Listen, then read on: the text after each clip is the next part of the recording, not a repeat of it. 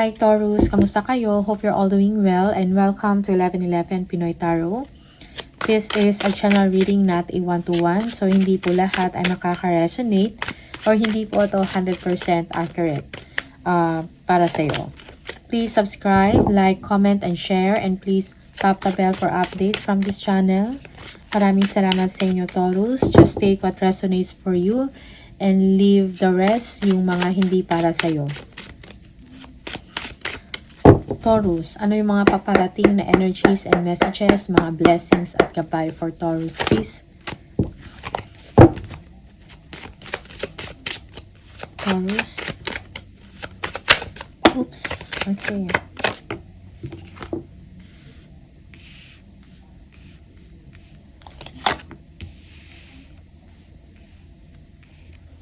Yeah, for some of you, gusto mo ng bakasyon. Okay, yeah. Get together with your family, okay? Vacation, mentally and physically. Parang siguro madami na ring conflict, no? Or problema, maybe sa trabaho or sa personal life ninyo. You want an ending sa ganyang sitwasyon. Kailangan mo ng bakasyon, okay? Yeah. Okay. Yung iba sa inyo, you're missing a family, no? If you are working abroad or nasa ibang bansa kayo, nakatira, okay? You want to see your family back home, okay? Nag-iisip ka about or nagko-contemplate, okay? Thinking about your hometown, your province, your friends and family there, okay? Naalala mo ang inyong nanay for some of you. You want to see your mother. Yeah, for some of you, you will be traveling, no? You're thinking about having a new direction in your life, no? Siguro nahirapan ka na rin sa sitwasyon mo. Okay, nalulungkot ka. You want change, no? In your lifestyle. You want change in your system. You want a new routine. Okay, something like that. So, you need to recharge, no? And regroup yourself. Bakasyon is needed, or yung iba sa inyo, change of location, change of job, change of address, something like that. Okay? Merong ganyang magaganap. Or pinag-iisipan mo to. Okay? You're missing your family for some of you. Kung nagtatrabaho ka sa ibang bansa at yung pamilya mo ay nandito. Okay? Kailangan mo gumawa ng isang wise and smart decision para sa sarili mo, para sa pamilya mo, Taurus, no? Yeah, parang kinakaya mo ang lahat. For some of you, parang ang dami mong burden, no? Or you're doing a lot of things para sa family mo, okay? Yeah, for some of you, you will be traveling. You are ending a phase of your life, no? In order for you to travel, okay? This is something na parang big achievement to para sa inyo. Okay?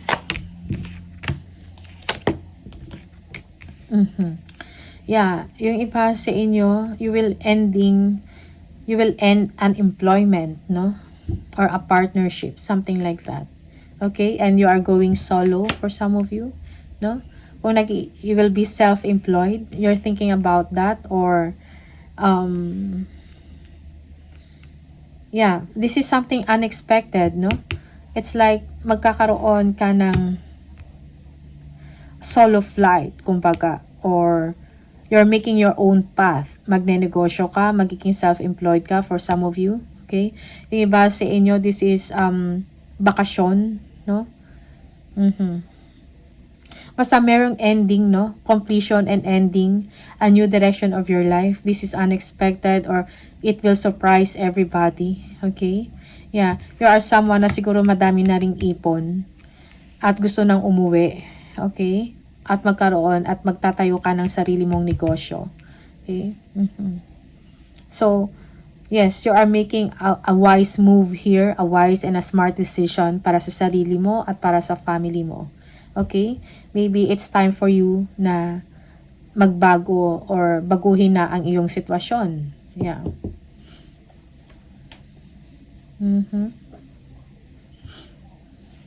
Yung iba sa inyo, matagal mo nang gustong gawin to, pero parang pina-extend na mo pa, no?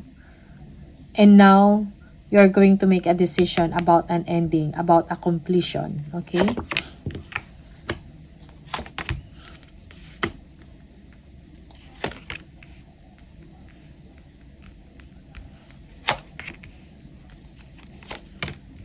Okay. It's like, yeah, okay, yung iba sa inyo, you don't know what to do. Okay? Parang nakaharap ka sa, I mean, hindi mo alam kung ano yung gawin mo, ano yung decision, ano yung pipiliin mo, ano yung choice or option mo na gagawin. And this is something na nagbibigay sa inyo ng disappointment. Okay? Yeah, for some of you, you want to travel, no? You are leaving. For some of you, just temporarily. Okay? Yeah. And you will have to decide on something, no? You will be deciding on something. You will make a choice. You will make a decision. Okay? And if ever, kung anong decision man to, this is something na ikalulungkot mo din or malulungkot ka na kasi dahil meron kang iiwanan. Okay? Or maybe you've been, kung nagtatrabaho ka sa abroad, siguro matagal ka na doon. And syempre, hindi naman ganun ka, somehow, mamimiss mo din yung place, yung mga kasama mo sa trabaho, yung trabaho mo. Okay? Yeah. There is a desire for you to travel or to move on. No? It's like you know what you want, no? Parang merong ano dito spiritual growth, no? Na nangyayari sa inyo. It's like ito na yung high time to make a decision. Malungkot, pero you have to. Okay? Yeah. Travel. No? Kailangan mo ng determination. If you really want to go, to leave a situation, kailangan mo ng strength, kailangan mo ng determination. It's like, you know already what is right and what is wrong, kung ano yung best, ano yung hindi, no? So, ibabalansehin mo ang iyong sitwasyon. Okay? There is someone also that will support you, no? Yung iba sa inyo, you're thinking about a commitment sa trabaho. May mga kailangan kayong tapusin bago kayo umalis. Okay? Yeah, so you will be very busy. Okay? Yeah. You will feel sad, of course, if you are leaving something or someone, right? Okay?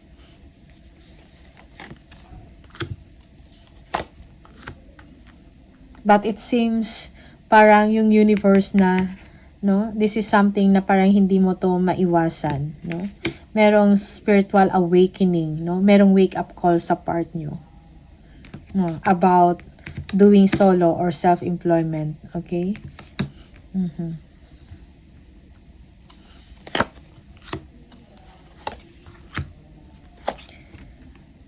Okay, yeah, yung iba sa inyo, you need advice, no? Or support from someone na makapagbigay sa inyo ng isang maganda or wise na advice, okay? Yeah, you're really looking forward, no? Parang tinitingnan nyo na yung future. Meron lang kayong inaantay, okay? Kung meron ka ng plano or meron kayong desisyon na gagawin, keep it to yourself, no? For some of you, okay? Yeah, parang meron ka ng inner knowing, meron ka ng, you know something, no? Pero hindi mo pa to, as much as possible, keep it to yourself, okay? Otherwise, malalagay ka sa alanganin, okay? Maybe you can ask an advice from someone na trusted mo, okay? Yeah. Because parang uncertain ka sa situation, parang kailangan mo ng kaliwanagan and clarity in the situation. Okay?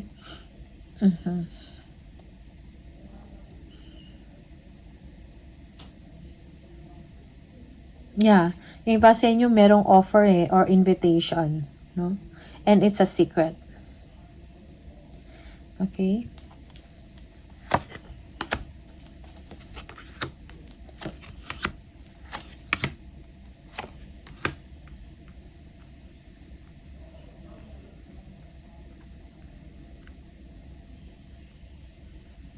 Okay.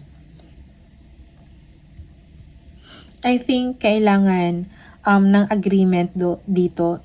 If you have a partner or if you have a family, parang kailangan nyo ng, parang same, merong agreement dapat. Okay, kailangan ng pag-usapan, talagang careful planning, no? Kung ano yung mga next move, ano yung mga gagawin, okay?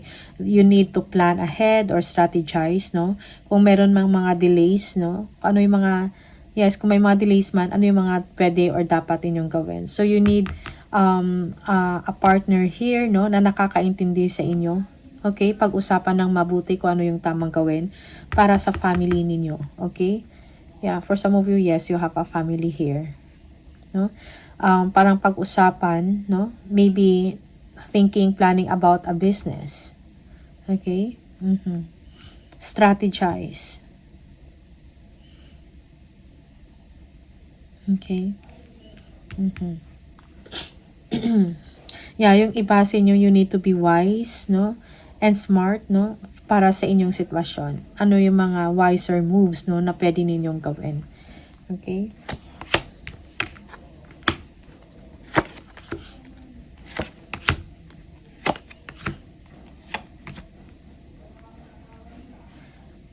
Okay.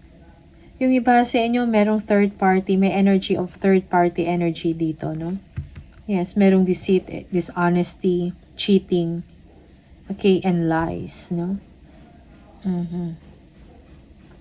Also, meron dito na parang hindi mo pagkatiwalaan yung mga ibang tao na nakakasalamuha mo, okay? Okay. Meron ka talagang pag-isipan ng mabuti, no? Naghanap ka ng solusyon kung ano yung pwedeng gawin. Okay, you're worried over something. Okay? Maybe you are worried about a conflict, no? A third party, maybe, kung merong problema sa inyong relationship. Merong someone here, younger, na para, maybe this is, baka anak nyo to or something like that. You are worried about sa future ng anak mo. Okay, so parang may kailangan kang linawin, no? Sa inyong sitwasyon. You are spiritually guided here, no? Na magkaroon ka ng understanding sa inyong sitwasyon. Okay? You need to make a decision. You need enlightenment and wisdom na makatulong sa inyo to move forward. Okay? And choose your battles wisely, you know? Yeah. Parang do not waste your time sa mga tao or na alam nyo naman na parang hindi makakatulong sa inyo, parang chismis lang or conflict lang ibibigay, mga marites, something like that. Okay? So, yeah. Do not waste your time. Choose your battles wisely. Okay?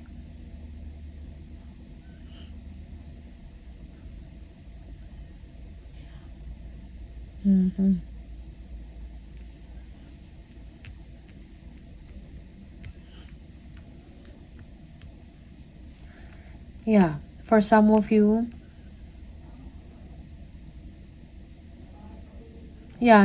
parang nag-worry ka din or concerned ka din sa mga friends mo. Okay? If ever you are going to leave a situation. Friends, so parang concerned ka din sa kanila. Okay? Or if you have a child and then they have friends, no, and they are leaving or you are leaving a situation or a place, no, parang nagwo-worry ka din dyan. Nag-iisip ka about that situation. And you need enlightenment, no, wisdom. You need advice also on what to do.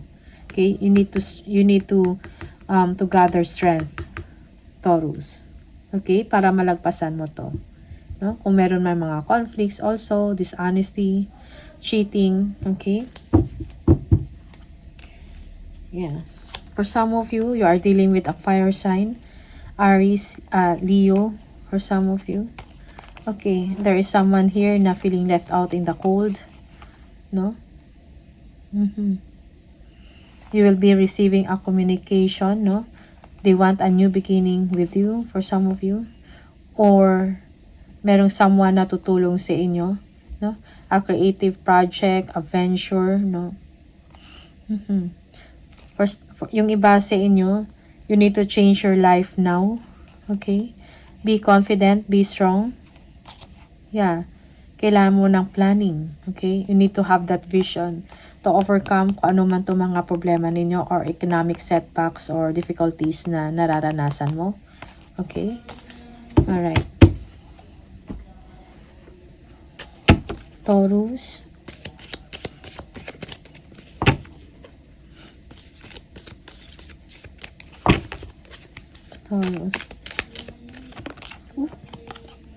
Target, a goal-oriented person. Okay? Yeah. Yung iba sa inyo, yeah, you need to focus on your goal, no? Ano ba talaga yung gusto ninyo? Focus. Okay? Do not get distracted by other people. And kung meron kayong mga plans, keep it to yourself. Huwag mo na i-share. Okay? Scales, keep your life in balance. Yes, kailangan mo ng balansehin. Do not worry too much, no, of your situation. May solusyon na darating, no, sa inyong sitwasyon. Kailangan mo lang kumalma.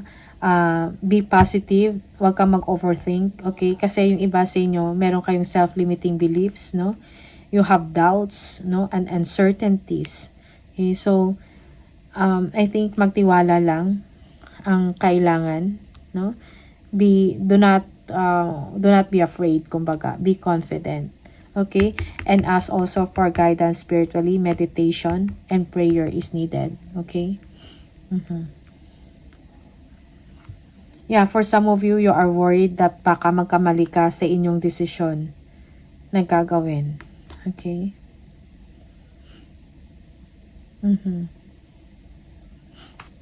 And yeah, parang nagwo-worry ka din or mamimiss mo yung mga friends mo. Something like that. Okay? Box. You will receive a gift, na. Okay, yung iba sa inyo will be receiving a gift, no? Money man yan. Okay? Attention and time from someone. Okay? Merong firecracker, excitement. Okay? Merong something exciting for you na mangyayari, Taurus. And kite, vacation. Yes, yeah. For some of you, you need a vacation. Alright?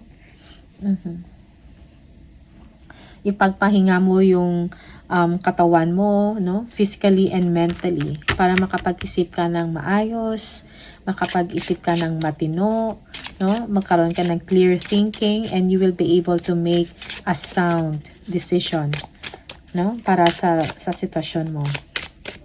Okay? Personal relationship man yan or sa trabaho. Okay? Love relationship man yan. Okay? Family. Let go.